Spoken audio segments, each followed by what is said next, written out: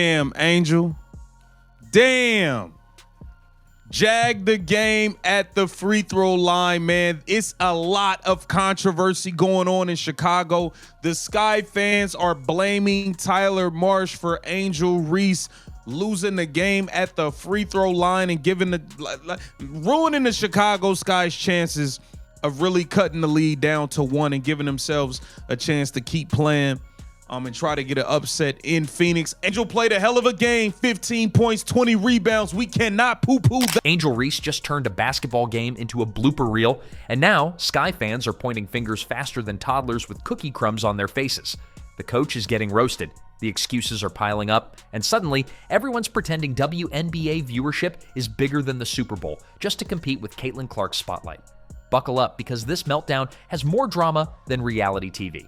And yes, the fake numbers are funnier than the actual score. Angel Reese is at the bottom of the pick and roll shot attempts list, and it kind of makes sense if you really watch. So on her first game back from injury, somebody interviewed her and asked her, what do you think about Uzan joining the team? Has that changed things? And she said, hopefully I'll get more pick and roll touches. Unfortunately, that just hasn't happened. And it's more so, in my opinion, that she's just not getting that play called for her. It's not something that the team is running. Pick and rolls for Angel is not happening. So there is a list. My guy Trendy put it out. I know a lot of people, Trendy is controversial, but Trendy does, you look at his stats, when he posts stats, they'll be right. And so he put out a list of the top pick and roll shot attempts for front court players, and Angel wasn't even anywhere. Angel Reese had the basketball in her hands, the crowd buzzing, the game in reach, and then, boom. What followed wasn't a clutch moment, wasn't a highlight reel play, wasn't even a decent attempt at salvaging the situation.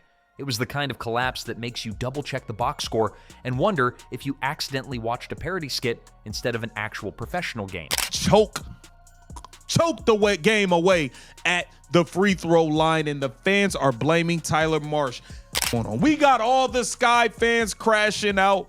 They crashing out blaming the coach because Angel Reese missed a free throw at the end of a game. Let's take a look at what's going on. We have Chicago Sky fans blaming Tyler Marsh. The kind of choke where even fans who bought courtside tickets start looking for the emergency exit because they can't bear to watch the disaster unfold. This wasn't just a missed shot or a bad possession. It was an unraveling in real time. The basketball version of leaving the oven on, forgetting your keys, and realizing your dog ate your homework, all at once. You could practically hear the collective gasp of Sky fans as their so-called star turned the spotlight into a blackout. Angel Reese has made her triumphant return from a back injury. That's right, a back injury. Yeah, absolutely, that she had suffered at some point that we don't exactly know at what point she suffered said back injury. Well, it didn't take long for the Chicago Sky as an organization to get back to what it is they do best, which is the diabolical celebration of Angel Reese's double-doubles in lawsuit. And then, predictably, the fun began. Because when a player implodes like that, fans don't just sit quietly and accept reality.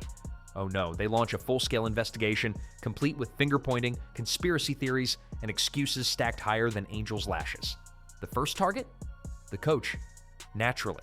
Because heaven forbid a star player simply underperform. Angel only leading Natasha is wild. So let's look at the list. And I know some people might say, well, Angel was injured for a good portion of the season. So was some people on this list. Who was injured? Fee missed 3 weeks, almost a month time. Miller was gone playing in Eurobasket. Shakira missed a lot of time. Dominique does not play that much. I mean, she's playing more now, but during the beginning of the season, who else is on this list that missed some time? E-Will was on this list. That is shocking. So we get pick and rolls for E-Will, and we get pick and rolls for Camilla, but Angel is, again, second to worst. No, it must be the rotations. It must be the play calling. It must be the coach's inability to unlock the full mythical potential of Angel Reese. Never mind that she had the ball in her hands. Never mind that the opportunities were there. According to Sky fans, this wasn't a choke. It was sabotage by the clipboard brigade. Social media exploded with theories so wild, you'd think we were talking about a government cover-up, not a WNBA game. Apparently, the coach didn't put Reese in the right spots, didn't build the offense around her enough, didn't draw up the perfect plays like it's a video game with cheat codes. Fans were out there acting like the coach personally walked over, tied her shoelaces together, and whispered, "Good luck," before the final possession. One bad game, one meltdown, and suddenly it's the coach's fault for not building the offense around her every win. They went from "she's the future of the league" to "she's just a victim of poor coaching decisions" faster than you can say double-double. But let's be honest, this isn't just about one game. This is about the enormous Caitlin Clark-shaped shadow looming over everything Angel Reese does. Because while Reese is out here turning crunch time into blooper reels, Caitlin is rewriting history like it's her side hustle. Clark's highlights aren't just plays, they're viral moments. They're filling arenas, they're selling out tickets, they're dragging viewership numbers out of the basement and into the national conversation. Today I saw a statistic, this would have been prior to this loss, that there were something like 15 and 31 when she gets a double-double. You over 15 games under 500 when she gets a double-double. Y'all out here celebrating this? I'd be embarrassed as a mother bleeper. I'd be embarrassed as hell. And of course, Angel Reese last night, she was deep in her bag. Woo-wee! I mean, brought a backpack with her. Put it down, started reaching in it, and pulling out the whiffs. Let me tell you, yikes. Meanwhile, Reese's big viral moment is choking when it mattered most. It's like a split screen. On one side, Caitlin Clark hitting deep threes, shattering attendance records, and redefining what marketability in women's basketball looks like. On the other side, Angel Reese fumbling opportunities and watching her fan base spiral into meltdown mode. One player is becoming the face of the league, the other is becoming the face of excuses. And that's when the conversation took an even funnier turn. Because apparently, when reality doesn't look so flattering, there's always one escape hatch: fake viewership numbers. Yes, when Angel Reese chokes and Caitlin Clark shines, suddenly WNBA Twitter turns into a carnival of inflated statistics. According to these fans, the WNBA isn't just growing. It's apparently bigger than the NFL, Taylor Swift, and the moon landing combined. Dig a little deeper, though, and you realize these record-breaking claims are usually comparing niche cable slots to primetime national broadcasts, or including every accidental stream, clip view, and highlight reel scroll on Instagram as part of the total. Meanwhile, Caitlin Clark doesn't need spin. Her numbers are real. ESPN is seeing legitimate spikes when she plays. Teams are relocating to bigger arenas when she visits because demand is genuinely that high. This isn't hype, it's measurable, tangible, verifiable impact. All right, man. What's good, everybody? It's your boy Showtime. Y'all already know what time it is. So, man, let's have a conversation, bro. Man, I want to say, what the hell is going on with the Chicago Sky? Something is off to me. I'm watching them from the jump. This team don't seem to be there mentally. Looks like players are mentally checked out. Now, shout out to Angel. I want to say this. Angel, for the most part of this game, she went out there and competed. Seemed like she was the only one that really showed up. She brought... And that makes the fake number game look even more ridiculous. It's like showing up to a marathon with a forged participation medal while the actual winner is still running laps around you. Of course, Sky fans don't stop there. If blaming the coach and inflating the ratings doesn't work, there's always the good old-fashioned blame the ref strategy. Suddenly, every whistle is biased. Every missed call is a conspiracy. Apparently, the league itself is working overtime to make Angel Reese look bad just to prop up Caitlin Clark, because nothing screams rational sports debate like inventing an entire referee conspiracy to explain why your star can't finish a layup. Some fans even turned on Reese's teammates, accusing them of not giving her enough help, not setting her up properly, not protecting her image. She's dominant, but also fragile. The contradictions are enough to give you whiplash, and the deeper you go, the more obvious it becomes that this is all fueled by one thing: the Caitlin Clark rivalry. Everything Angel Reese does, or fails to do, is instantly compared to Clark. Every mistake becomes magnified. Every success becomes debated. Every narrative becomes a tug-of-war between two players whose careers are on very different trajectories. One is consistently delivering on the court. The other is being propped up by social media hype and creative accounting. Chicago Sky just got defeated by a pretty boring game, too, okay? Even though Angel Reese went off, okay, like she usually does. You know, she got her double-double. She got 20 points, 10 rebounds, I believe.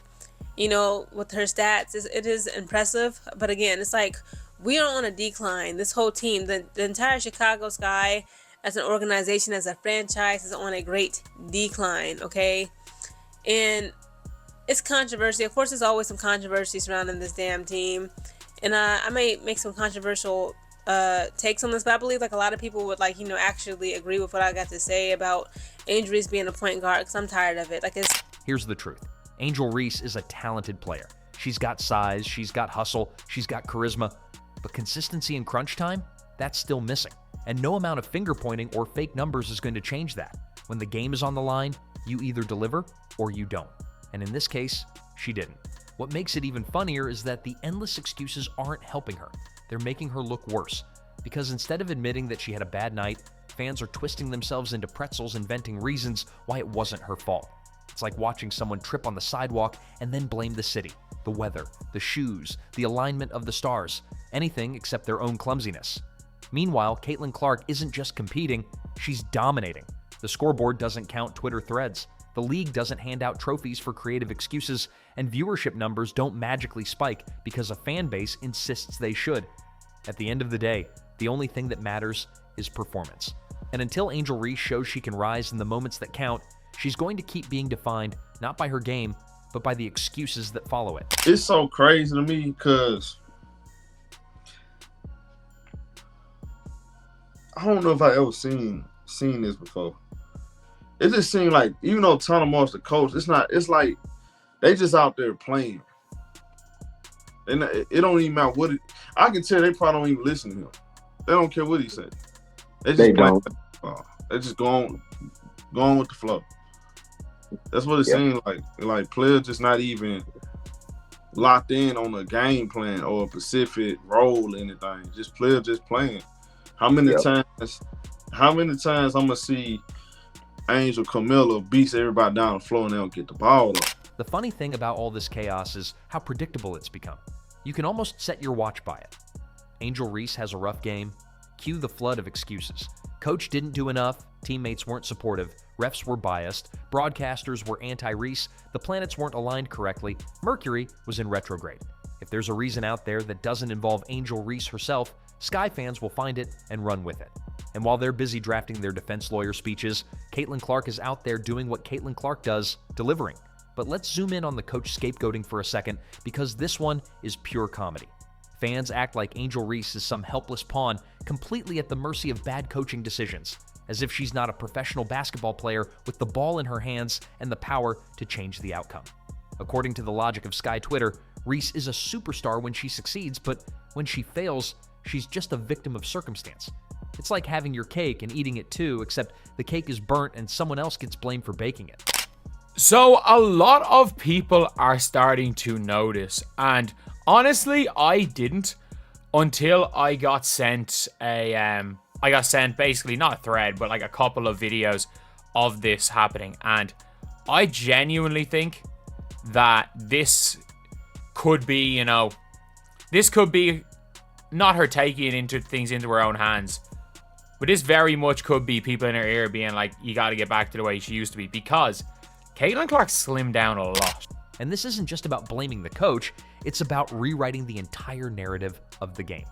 Fans will comb through every detail, every substitution, every timeout, looking for any excuse to absolve Angel Reese. Did the coach leave her in too long? That's the problem. Did the coach take her out for a breather? That's the problem too. No matter what happens, it's the coach's fault. It's the sports version of heads I win, tails you lose. Of course, when the coach isn't convenient enough to blame, the next target becomes the system itself. Suddenly, the Sky's entire roster construction is under fire. It's never about what she didn't do, it's always about what someone else failed to provide. Contrast that with Caitlin Clark's reality. She didn't walk into a ready-made super team either. She walked into a franchise that needed saving, and she's been doing the heavy lifting from day one. She's hitting impossible shots, taking over games, and turning role players into household names just by sharing the court with them. And you don't see Clark fans crying about systems or rosters. They're too busy celebrating actual wins. I'm going to give her some credit first. I'm going to give her some credit. Y'all be getting sensitive. Y'all be getting super sensitive. Angel Reese, you did your thing versus the New York Liberty. Y'all got a win, but we have to keep it real. But a second straight season, Angel Reese has led the Chicago Sky to elimination with a bunch of basketball games left. Season was over before it got started. The funniest part of this is that Angel Reese doesn't even need all these excuses. She's a solid player. She's not a scrub, she's not a fraud, she's not a bench warmer pretending to be a star. She's good. But the endless spin makes her look worse than she is. Because instead of admitting that she had a bad night, her fan base insists on building a protective bubble around her as if she's incapable of handling criticism. And that brings us to the inflated viewership saga, which deserves its own comedy special. If you've been following the discourse, you'd think every Angel Reese game is shattering Nielsen ratings like they're made of glass. Then you look closer, and half the seats were filled by giveaways, or the official number includes tickets distributed, not actual fans in seats. But hey, if you squint hard enough, an empty seat totally looks like a diehard supporter, waving a foam finger, right? Then there's the ratings game. Sky fans will scream about how Reese is breaking records, but the fine print always tells a different story. Maybe it was the highest rated game in that time slot on a random cable network with minimal competition. This is for my W people, the WNBA, the people who watch WNBA. I'm sitting here watching the Fever Chicago game, and I'm thinking to myself, y'all fired Teaspoon for this? Y'all thought y'all was going to do better with him? Y'all should have just kept Spoon. At least we would have seen some growth. And no disrespect, but Nurse got to go. I'm just saying, she got to go. I digress. I'm wishing Angel well. I want her to get better so she can come back and be that Chicago Barbie. Anywho, if you are interested in the W, let me know your thoughts in the comments because I would love to hear your thoughts. I've been watching. I've been trying to support. I am a Chicago fan because of Angel and Camilla. That's why I follow them. Those are my girls. I followed them since they came out of college. Or maybe it was compared to games from a decade ago when coverage was non-existent. You know it's bad when the record you're bragging about sounds like something you'd find on a trivia card instead of a headline. Meanwhile, Caitlin Clark doesn't need to inflate anything. The numbers are right there, clear as day. ESPN doesn't relocate games for fun. They do it because demand for Clark is so high that arenas literally can't contain it. Ticket resales for her games are spiking, broadcasts featuring her are outdrawing everything else in the league, and the impact is measurable. You don't have to squint or spin it, it's happening. And yet, instead of acknowledging that, Reese's defenders retreat into this parallel universe where the numbers are whatever they say they are. But here's where it gets even better. When the fake numbers start to collapse under scrutiny, fans turn the conversation to bias. Suddenly, it's not about ratings or performance, it's about unfair treatment. The refs are biased. The media is biased. Broadcasters are biased. Apparently, everyone in the basketball world has conspired to make Angel Reese look bad, which is hilarious because last time I checked, nobody forced her to choke in crunch time. Nobody told her to miss shots or fumble plays. That was all on her. Like, if you look at Caitlin Clark's legs, like, they are as slim as they have been since her rookie year. Which, unpopular opinion, I'm happy about. Because, you know, rookie Caitlin Clark was just going meep meep and just running by people. But, like, she's there doing workouts with the team. She's doing shooting workouts. Look, she's coming back. But she does not look nearly as bulky. And I think a lot of people have been pointing out a lot of things where they're, like, side by side when she's been, like, sitting down. It's really noticeable with her arms. It seems like she's lost quite a decent chunk of the bulk that she put on in the off-season. Still, fans keep the blame carousel spinning. One day it's the coach, the next day it's the refs. The day after that, it's Clark stealing too much attention. It never ends. The irony is that all this noise doesn't actually protect Reese. It makes her look like she can't stand on her own. If she's truly the star her fans claim she is, then she shouldn't need excuses, fake numbers, or conspiracy theories to justify her place. Her game should do the talking. Meanwhile, Caitlin Clark's game is shouting from the rooftops. She's not just living up to the hype, she's surpassing it. Every deep three she hits, every sold-out arena she walks into, every spike in ratings attached to her name, it all adds up to something real, something tangible. And that's the real problem for Angel Reese. It's like running a sprint with ankle weights while the other runner has rocket boosters. One looks like the future, the other looks like they're just trying not to trip. At the end of the day, the numbers don't lie, the scoreboard doesn't lie, and the highlight reels don't lie. You can dress it up however you want, but the reality is simple. Caitlin Clark is dominating, and Angel Reese is struggling to keep pace. And until that changes, no amount of excuses or fake numbers is going to rewrite the story.